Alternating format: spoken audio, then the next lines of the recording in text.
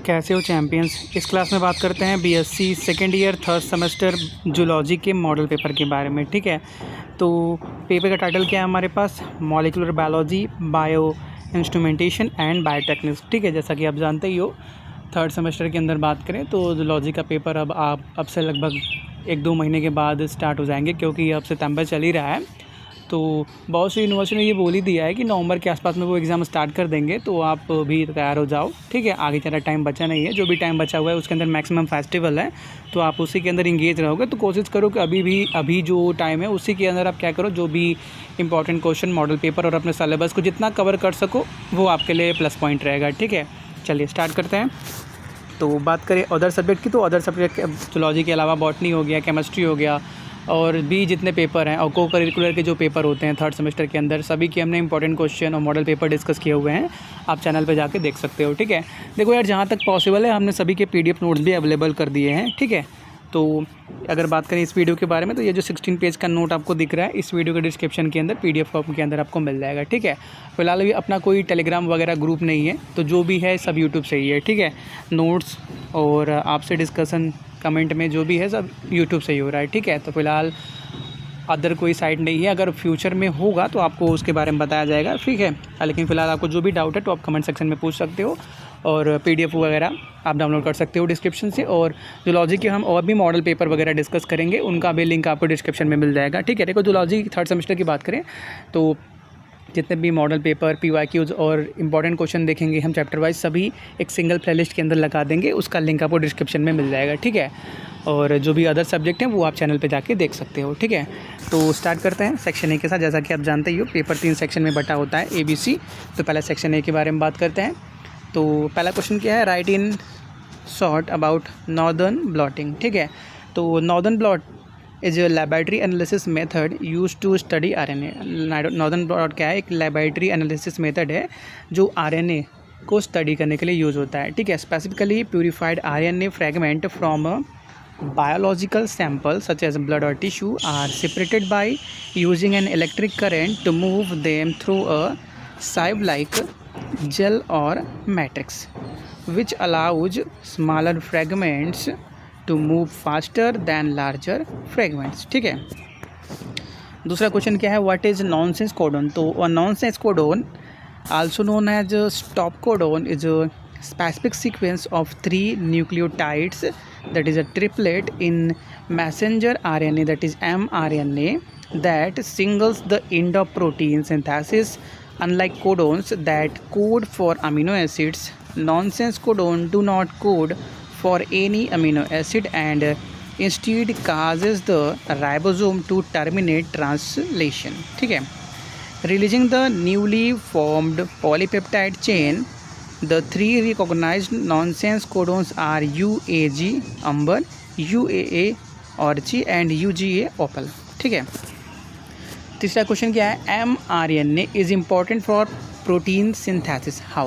ठीक है, mRNA protein synthesis के लिए इम्पॉर्टेंट है, क्यों ये बताना है। ठीक है, तो यह मतलब मैसेज होता है। ठीक है, या मैसेंजर बोल दो। तो ये mRNA is crucial for protein synthesis because it carries the genetic message from DNA। ठीक है, ये क्यों इंपॉर्टेंट है, क्योंकि ये क्या जेनेटिक मटेरियल, क्या DNA का क्या बोलते हैं, DNA से जो जेनेटिक मटेरियल है मैसेज उसको इंक्लूड करता है। ठीक है, in the nucleus to ribosome in the cytoplasm, providing the specific sequence of amino acids needed to build a protein. ठीक है, the genetic information is written as codons or triplets of 3 nucleotides, which the ribosome reads to assemble a polypeptide chain of amino acids in the correct order, ultimately forming the functional proteins। ठीक है, चौथा question क्या है, defined buffer solution. Buffer solution क्या होता है, तो a buffer solution restrict significant changes in its pH level where when a small amount of the strong acid or strong base are added or with when diluted। ठीक है, buffer solution ऐसा solution होता है जो अपने pH में changes लाने नहीं देता। ठीक है, अगर उसके अंदर हम हल्का सा एसिडिक सोल्यूशन ऐड करेंगे तो अपने आप को हल्का सा बेसिक के फॉर्म में कन्वर्ट करके फिर से उसको न्यूट्रलाइज कर देगा, और हल्का सा अगर हम बेसिक उसके अंदर ऐड करेंगे तो हल्का सा एसिडिक फॉर्म में कन्वर्ट करके अपने आप को फिर से उसको न्यूट्रलाइज कर देगा। तो जनरली बफर सोल्यूशन ऐसा सोल्यूशन जो अपने अंदर चेंज नहीं होने देता। ठीक है, वो अपना pH हमेशा ही सेम रखता है, ठीक है, चाहे हम एसिड डाल दें चाहे स्ट्रॉन्ग बेस डाल दें, ठीक है। The stability is crucial in many chemical and biological system, ठीक है। ये जो स्टेबिलिटी है पीएच का वो बहुत ही इंपॉर्टेंट है, चाहे वो हम केमिकल प्रोसेस की बात करें, केमिकल सिस्टम की बात करें, चाहे बायोलॉजिकल सिस्टम की बात करें, ठीक है। Such as blood where constant pH is vital for proper function. जैसे हम ब्लड की बात करें तो ब्लड का पीएच फिक्स रहना बहुत ही ज़रूरी होता है एक प्रॉपर बॉडी को काम करने के लिए, ठीक है। अगर ब्लड का पीएच थोड़ा इधर उधर हुआ तो बॉडी में प्रॉब्लम स्टार्ट हो सकती है, ठीक है। A buffer typically consists of a weak acid and its conjugate base like acetic acid और सोडियम एसिटेट, ठीक है। एक बफर सोल्यूशन क्या होता है, उसके अंदर एक वीक एसिड हो सकता है और उसका कंजुगेट बेस हो सकता है, जैसे क्या एसिटिक एसिड या सोडियम एसिटेट, या वीक बेस और उसका कंजुगेट एसिड हो सकता है, ठीक है। बफर सोल्यूशन दो प्रकार के होते हैं। पहला क्या हो सकता है कि अगर हमारे पास अगर वीक एसिड है तो उसका कंजुगेट बेस होगा, या अगर वीक बेस है तो उसका कंजुगेट एसिड होगा, जैसे कंजुगेट एसिड अमोनिया हो गया या अमोनियम क्लोराइड हो गया, ठीक है। फिर पांचवा क्वेश्चन क्या है हमारे पास, write in short on ELISA, ठीक है। तो ELISA पहले इसका फुल फॉर्म देखते हैं। तो ELISA stand for enzyme linked immunoassay, ठीक है। It is a commonly used laboratory test to detect antibiotics in the blood, ठीक है। ये एक नॉर्मल सा लैबोरेटरी टेस्ट है जो क्या ब्लड के अंदर एंटीबायोटिक को डिटेक्ट करने के लिए यूज होता है, ठीक है। An antibody is a protein produced by the body's immune system when it detects foreign or potentially harmful substance called antigens, ठीक है। अगला क्वेश्चन क्या है हमारे पास, RNA पॉलीमराइजेस। देखो कई यूनिवर्सिटी के अंदर सेक्शन ए के अंदर 5 क्वेश्चन पूछते हैं, कई यूनिवर्सिटी 10 क्वेश्चन पूछता है। फिलहाल क्योंकि ये एक मॉडल पेपर है तो उसके आप सभी क्वेश्चन को अटैम्प्ट करिएगा, ठीक है। और अगर पॉसिबिलिटी है तो आप इन क्वेश्चन को खुद से भी अटैम्प्ट करिएगा, वो आपके लिए प्लस पॉइंट होंगे, ठीक है।